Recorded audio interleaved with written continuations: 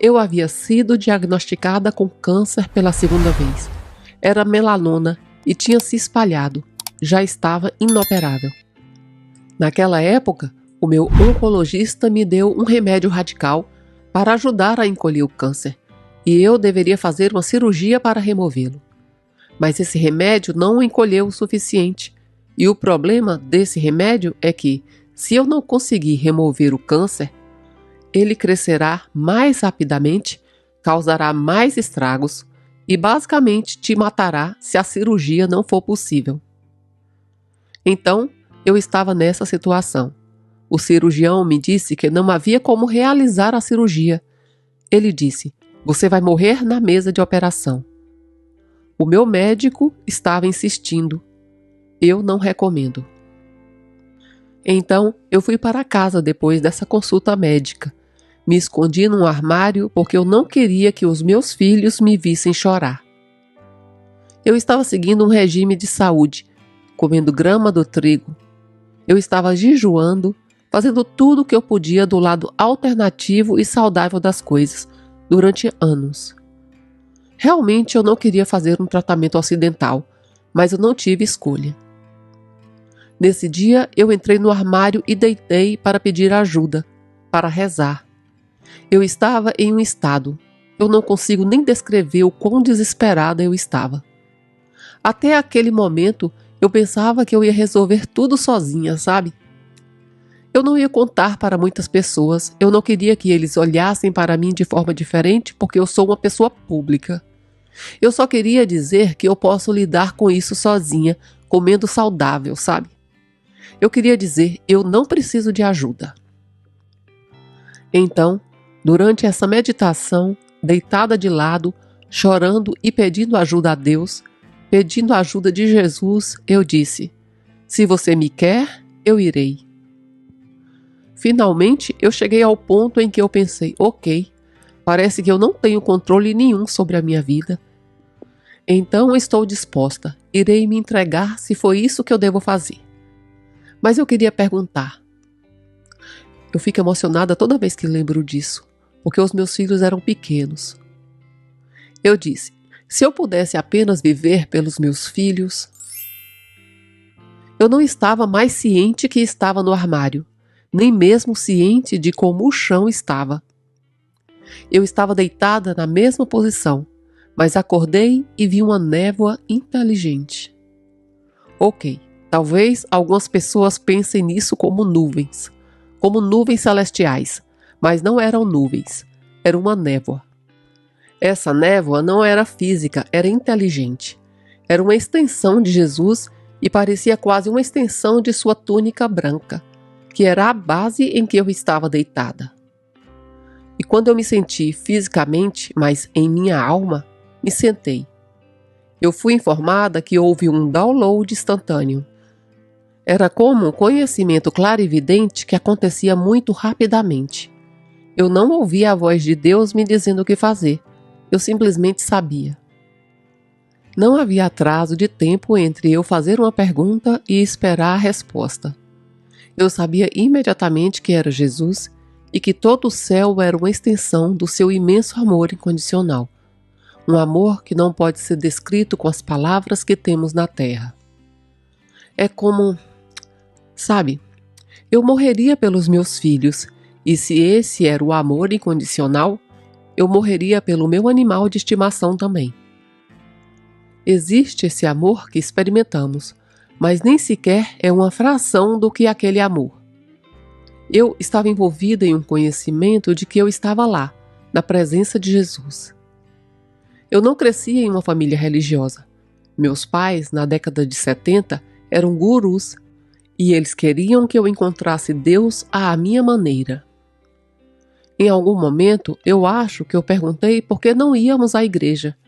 Perguntei se eles não me levariam à igreja e eles disseram que não colocariam os pés em uma igreja e que queriam que eu encontrasse Deus à minha maneira.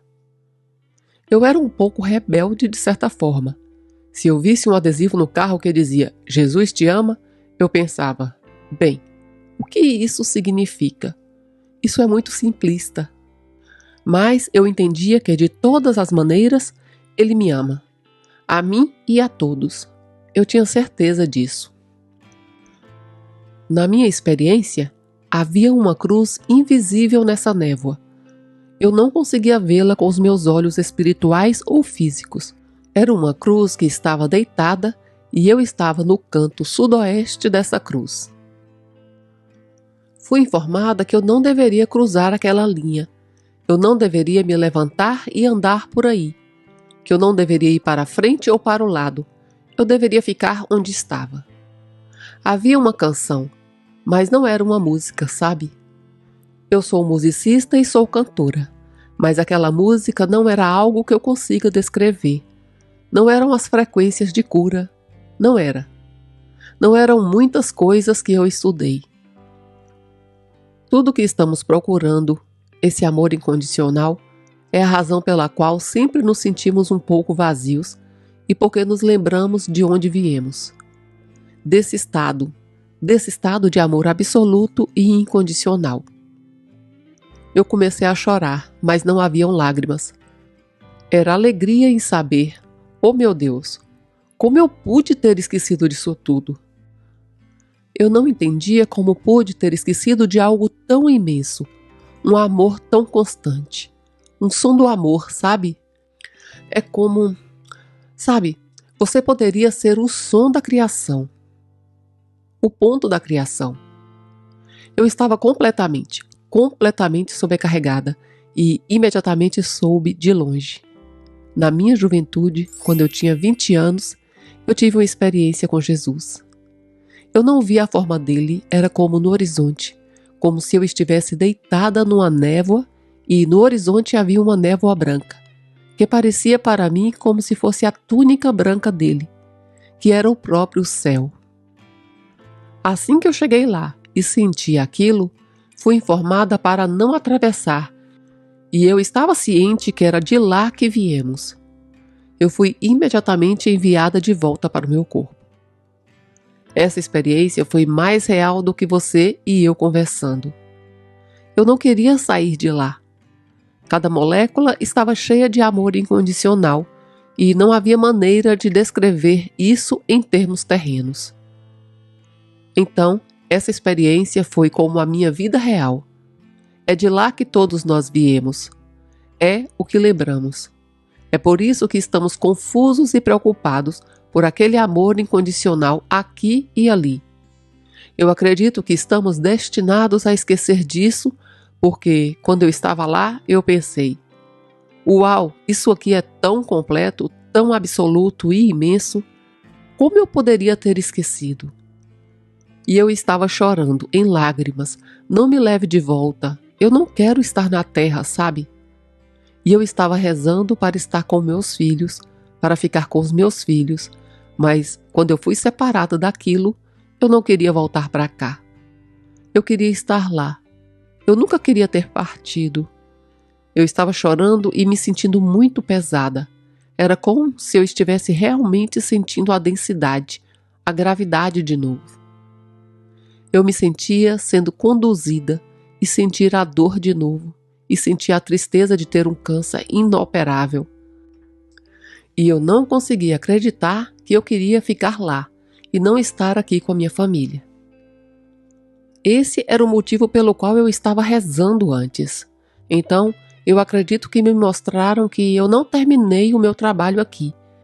Há muita coisa para fazer em relação a guiar e navegar os meus filhos nessa vida. É a minha missão de vida, sabe? Eu escrevi um livro chamado O Paraíso aos Meus Olhos, que você pode ver aqui. Quero dizer, pelo menos eu sinto. Espero que essa biografia das experiências que eu tive no Reino Celestial possa ajudar alguém que esteja lendo a inspirar suas próprias experiências e ter o conhecimento de que não é apenas o nada quando morremos. Não é. Todo o sofrimento que sentimos aqui e tudo pelo que estamos passando, há um amor absoluto do outro lado. Então eu voltei. E no dia seguinte, uma querida amiga que estava trabalhando com pacientes de câncer linfático no seu trabalho, disse que estava atendendo alguém que não parava de falar sobre um médico para melanoma, que era o melhor, sabe? E ela me deu o número de telefone dele e eu fui até ele. Abandonei o oncologista que eu estava tratando e fui até aquele novo e estou curada. Eu estou em remissão. Antes não haviam respostas, mas esse médico tinha as respostas. Então eu sinto no fundo do meu coração que foi aquela visita que Jesus encontrou aquele médico. Sinto que foi aquele amor incondicional que me levou à cura também no plano físico. Fui imediatamente naquele médico. Não fiquei curada assim que voltei. Eu sinto que o tempo não existe lá. E embora para mim aconteceu um milagre, porque não havia tratamento, esse médico tinha algumas imunoterapias novas e arriscadas. Mas eu estou em remissão, não tenho mais câncer. Não havia um caminho para mim, e, no entanto, após essa experiência, havia. Acho que a minha cura foi híbrida. Eu estava fazendo todo o possível. Alimentação saudável, jejum, grama do trigo, tudo isso. Perdão radical. Tudo que eu já pesquisei para a autocura eu estava fazendo. E eu tinha um pouco dessa mentalidade de que eu não queria mais seguir a medicina ocidental. Mas sim, ela era a resposta. O híbrido era a resposta. Isso foi muito humilde, porque eu estava meio que me agarrando a essa ideia de me curar sozinha e não precisar contar com ninguém para isso. Mas, uma vez que isso aconteceu, e essa experiência aconteceu com Jesus, comecei a falar e tive um gigantesco apoio que antes eu não estava me permitindo ter até ser transportada. Então, eu só digo a você que as coisas podem não acontecer exatamente como você quer que seja. Pode ser que você precise, como no meu caso, não estou dizendo que seja o caso de todos, mas precise deixar de lado o ego. Eu não quero dizer que deixei de lado a minha vontade de viver, mas de certa forma tive que aceitar e encarar a morte, a minha mortalidade. Isso foi uma coisa grande, porque eu sou muito protetora. Eu sou uma mãe leoa que não estava com vontade de desistir, mas eu me vi dizendo, ok, se eu vou, vou. Eu acho que isso fazia parte da cura. Acho que foi como aceitar a vontade de Deus e, ao fazer isso, houve uma resposta. É quase como um enigma, de certa forma, o oposto do que eu estava pensando que seria. Minha mãe é muito espiritual. Ela é super contra a religião, como eu disse. Ela cresceu nessa coisa de guru. Mas aos 18 anos, quando ela me teve, ela disse que depois de me dar à luz, isso foi nos anos 60. Então, naquela época, sabe, eu acho que eles nem te sedavam. E eu tinha acabado de nascer. E uma mulher da Índia, que tinha um ponto vermelho aqui, ela me carregou para minha mãe e me colocou em sua barriga e disse que sentiu um amor incrível vindo de mim. Aquela mulher disse para minha mãe, a sua criança é muito especial. A minha mãe sentiu um amor incrível vindo daquela mulher e então ela simplesmente saiu do quarto. Mais tarde, quando ela perguntou pela enfermeira, onde está aquela enfermeira? Ela é da Índia. Eu a vi. Eu gostaria de saber o nome dela. Eu gostaria de saber onde ela está. Eles disseram, não tem nenhuma enfermeira da Índia aqui. Eu não havia pensado nisso, mas a minha mãe me contou quando eu era pequena. Então, foi uma daquelas coisas em que fica claro que algo está acontecendo comigo desde o meu nascimento. Lembro-me que quando eu tinha 2 anos, quem de nós tem memória com 2 anos? Mas eu lembro disso como se fosse ontem. Eu estava olhando para uma porta de tela no pátio e eu estava vendo crianças brincando, brigando por um brinquedo, batendo umas nas outras, xingando e correndo. Lembro-me de sair do meu pequeno corpo de 2 anos e então uma parte de mim foi para fora do corpo e eu ouvi uma voz, como agora, uma voz de adulto. Eu ouvi a minha voz dizer: não achei que isso seria tão violento. Lembro-me disso como se fosse ontem. Então, de onde eu vim? Da essência da violência? De onde eu vim? Talvez eu tenha concordado com Deus em vir para um corpo e espalhar amor e luz, ou como quiser chamar. Mas quando eu vi aquilo, eu fiquei tipo, sabe? Eu simplesmente não fazia ideia que aqui seria tão violento. Eu tinha muitos dons quando criança, sabe? Eu via luz ao redor das pessoas. Tinha o sentido do espírito e, nos meus 20 e poucos anos, tudo começou com Jesus. O que é incrível, nos meus 20 e poucos anos. Nessa época eu já estava com meu marido há muitos anos. Nós nos conhecemos aos 17 e estávamos juntos o tempo todo.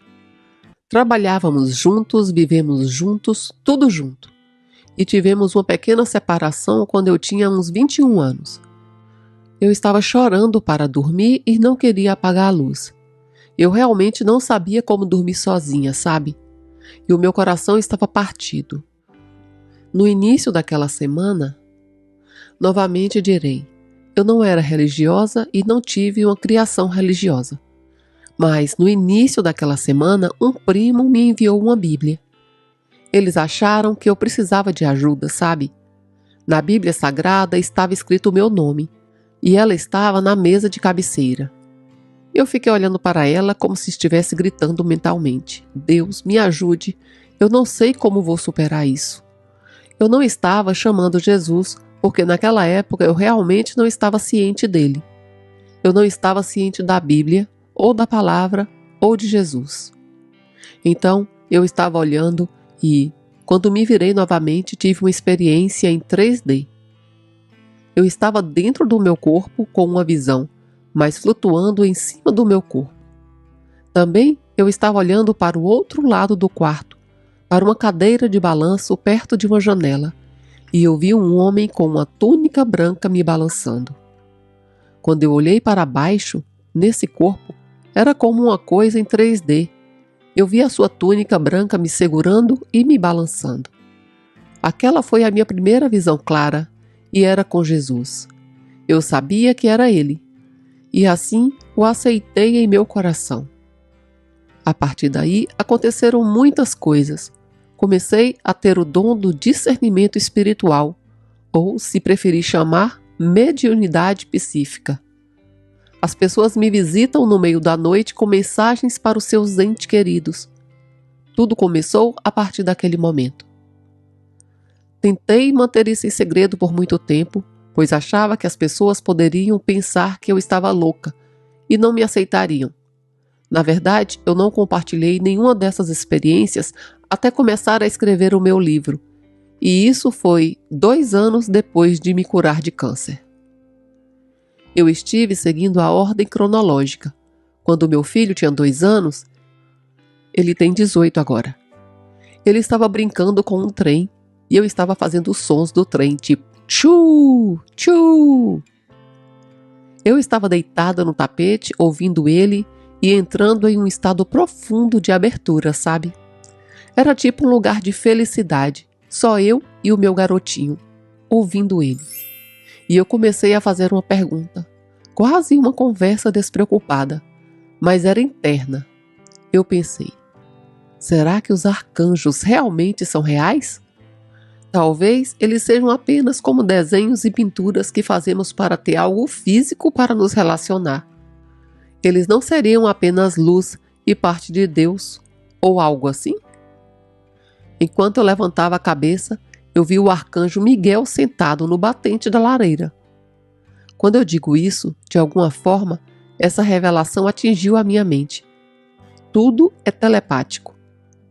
Não uma voz auditiva real. Eu simplesmente sabia que ele tinha 2 metros e 23 centímetros de altura e que estava usando uma couraça. Parecia um pouco nórdico para mim. Tinha um cabelo comprido e escuro.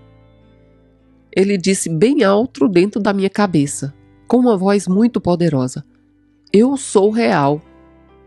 Eu fiquei tipo, Naquela época eu realmente não queria enfrentar o fato de que tinha esses dons. Eu podia ver espíritos, anjos e tudo mais.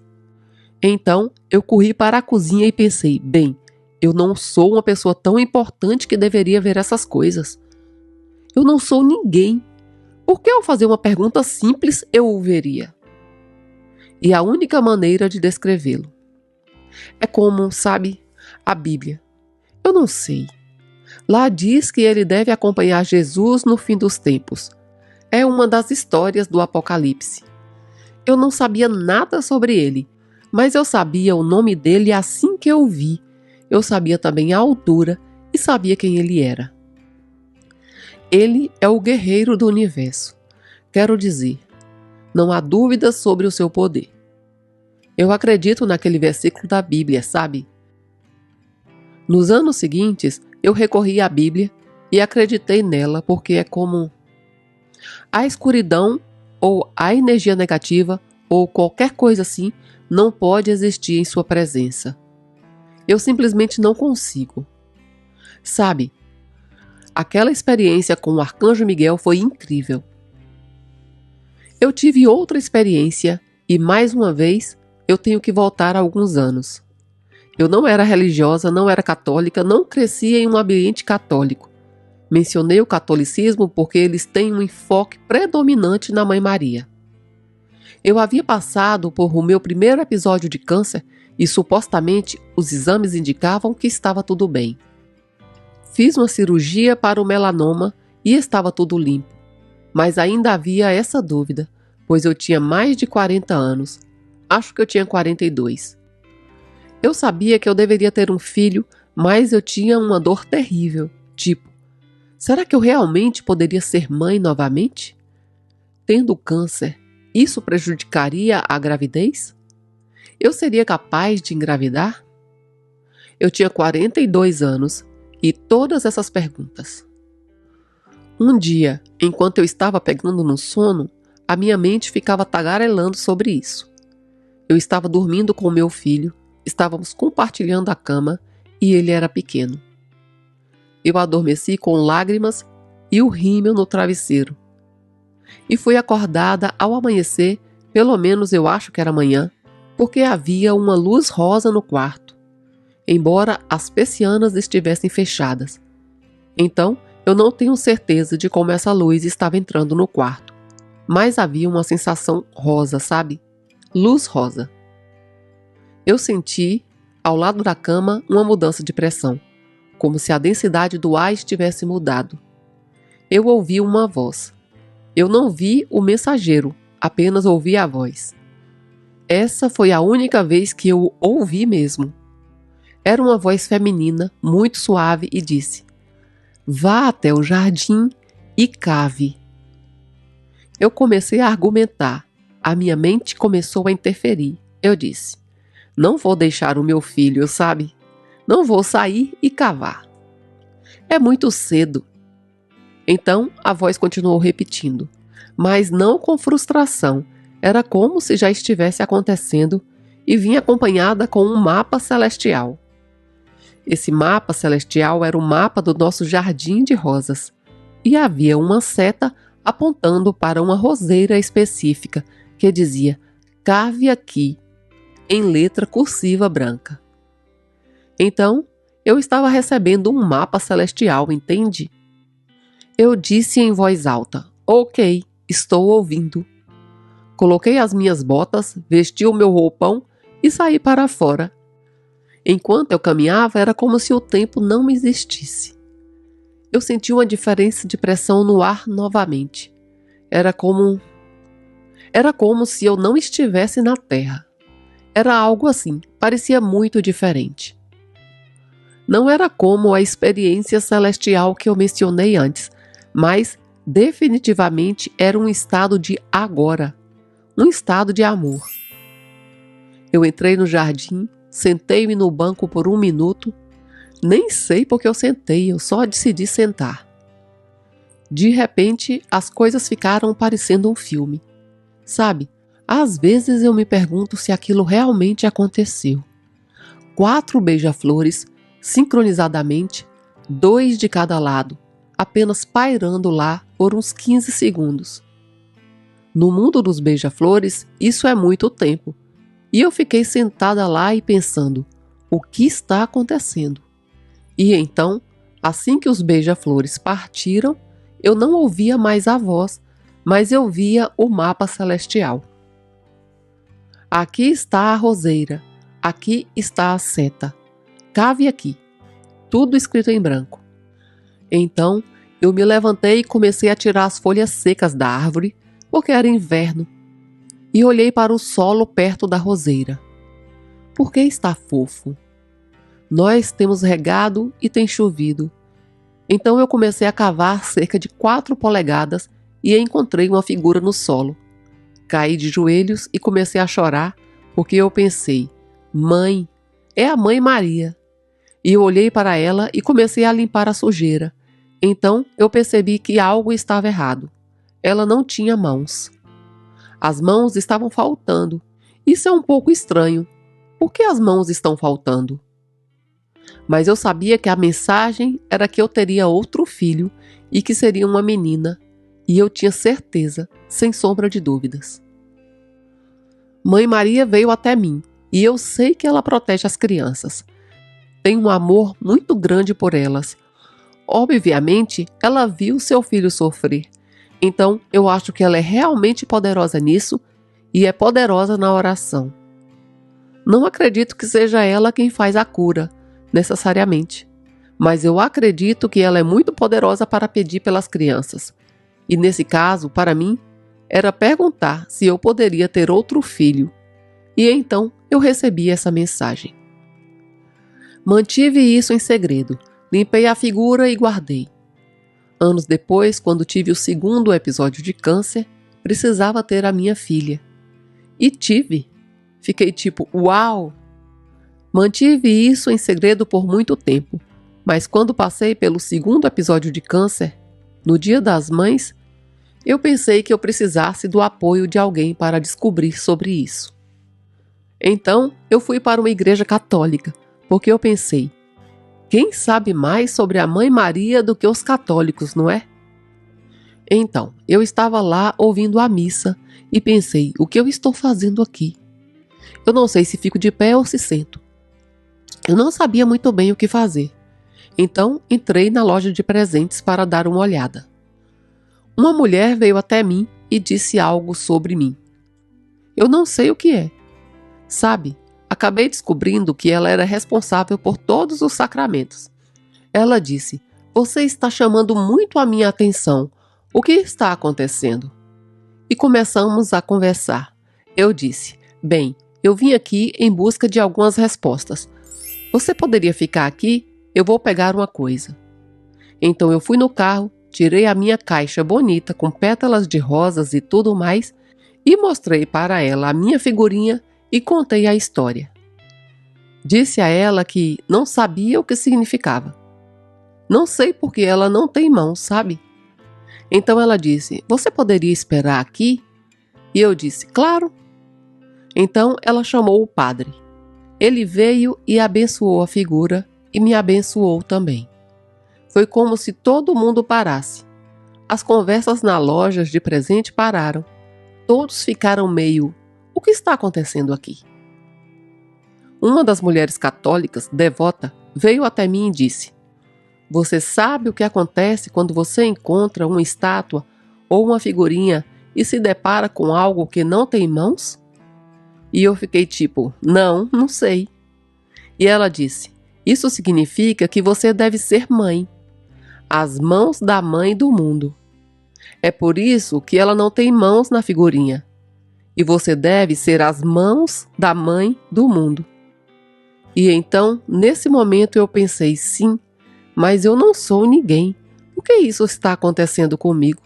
Eu nem sou católica, sabe? Porque essas coisas estão acontecendo comigo. É certo falar sobre isso? Em certos versículos eu nem sou bem-vinda. Por que eu estou na linha para ver essas figuras celestiais? Eu nunca vi guias. As únicas figuras celestiais que eu vi foram, claro, Jesus, o Arcanjo Miguel, Mãe Maria Eu também vejo pessoas do outro lado, entes queridos do outro lado, pessoas que querem mandar mensagens para os seus entes queridos que estão aqui. E eu trabalho com eles.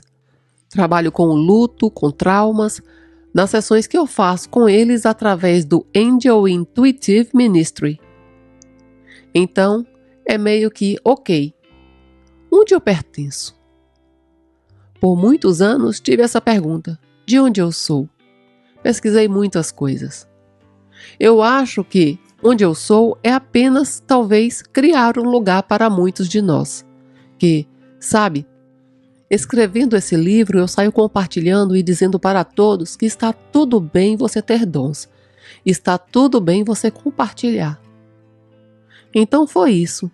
Eu apenas decidi, ok, se não pertenço totalmente a lugar nenhum, eu simplesmente vou escrever meu livro e fazer as minhas sessões e começar a compartilhar para levar essa mensagem adiante. Uma vez eu estava no Lake Tahoe. Íamos entrar nas vésperas do Ano Novo. Meu marido e eu temos uma banda, então voamos até lá para tocar às vésperas do Ano Novo. Eu tinha acabado de receber a notícia que eu tinha câncer. Era o primeiro diagnóstico, então eu realmente não estava bem naquela época. Eu estava tipo, como eu vou conseguir tocar? Como eu vou conseguir esconder de todos, sabe? Eu era líder da banda, vocalista. Como é que eu vou conseguir fazer isso? Então, eu entrei na lanchonete. Ok, eu estava pegando o meu suco de trigo, fazendo a minha dieta natural, e eu estava com meu filho. Eu vi um homem do lado de fora da porta. Ele parecia sem teto. Eu senti que ele era sem teto. Mas estava nevando, então é meio raro ver o sem teto assim. Ele estava com calças novas, com uma camiseta e com uma jaqueta de couro preta bem fina. Então é tipo, o que você está fazendo aqui com 2 graus, com sapatos novos? Por quê? Eu sinto que você não pertence a esse lugar. É como se você fosse desse lugar, como se você fosse. Você é um sem-teto, certo? Às vezes a gente vê uma pessoa assim e pensa, ele é perigoso? Eu estava apenas tentando proteger o meu filho. Eu estava em uma espécie de estado de novo diagnóstico. Então, segurei a mão do meu filho tentando ir por trás do homem e passar despercebida, sabe? Eu só estava tentando chegar onde o meu marido estava fazendo o pedido de almoço para nós. Cheguei, abri a porta e ouvi ele me chamar. Ele ainda estava de costas para mim. E perguntou, você tem câncer? E eu fiquei tipo, o quê? O quê? E ele começou a caminhar na minha direção e eu disse, eu tenho câncer. E ele disse, vou fazer uma cura em você. Ele levantou a palma da mão e tinha uma estrela de Davi em tinta verde. Eu não sei onde ele conseguiu essa caneta verde, tipo um triângulo e um triângulo. E ele disse, estou trabalhando isso há cerca de 5 anos. Era assim que Jesus curava as pessoas. Ele as girava, as vibrava. É isso que a estrela de Davi representa, está bem? Então, ele estava falando isso e eu nem sei se estava certo. Mas enfim, ele disse, esses triângulos são isso. E ele segurou no meu abdômen, onde estava o melanoma, e então disse, a propósito, o seu filho é um curador. E ele disse, você será curada em 21 dias. Então, enquanto eu fui falar com meu marido o que aconteceu, o homem simplesmente foi embora. Eu estava chorando, contando para o meu marido, e eu estava tipo, eu deveria ter dado dinheiro para ele. Eu quero dizer, ele está com frio, ele está com camiseta, ele está com um casaco fino. Ele tinha um sotaque irlandês, olhos azuis. Era muito estranho, muito raro, incrível. Saí lá fora e não consegui encontrá-lo em lugar nenhum. Eu não conseguia encontrá-lo. E exatamente 21 dias depois eu fiz a minha cirurgia que removeu as margens afetadas. Novamente, eu fiz uma combinação do natural e do ocidental. E se você pensar sobre isso, é a mesma coisa que acontece quando eu recebo essas mensagens fenomenais miraculosas. Eu sou cantora. Desde aquela primeira experiência, aquela visão aberta que eu gosto de chamar de experiência com Jesus, quando eu estava no início dos meus 20 anos, toda vez antes de cantar, eu peço a luz de Cristo. Você sabe, eu quase consigo ver e imaginar todas as cores do arco-íris simplesmente saindo da minha voz. Houveram momentos em que eu me virei literalmente e fiz uma oração pedindo que o amor de Deus fluísse através da minha voz e ajudasse as pessoas com o que elas estavam lidando na plateia. Houve um momento em que eu me lembro de estar cantando, grávida de 8 meses do meu filho, e eu fiz uma oração. E eu estava cantando Whole Lotta Love, do Led Zeppelin, você sabe. E todas as pessoas, em vez de estarem dançando umas com as outras, ou se empolgando, fazendo o que quisessem, elas estavam todas olhando para mim e estendendo as mãos como em um show, onde você sente aquela energia. Às vezes você faz isso quando está com um artista principal e você sente e pensa, oh, eu quero tocá-lo, ou algo assim. Era assim, mas eu não acho que era tocar em mim. Eles queriam tocar, eu acho, que era no amor incondicional. Tem pessoas que se sentem muito sozinhas, e eu só quero dizer que você não está sozinho. Na vida após a morte, o amor incondicional está sempre ao seu redor. Se você está se sentindo tímido ou com medo de compartilhar a própria mensagem, saiba que é hora de sair da escuridão e compartilhar essa luz e essa consciência expandida. Acredito que o mundo precisa muito de amor, positividade e da verdadeira sabedoria de que o céu é real.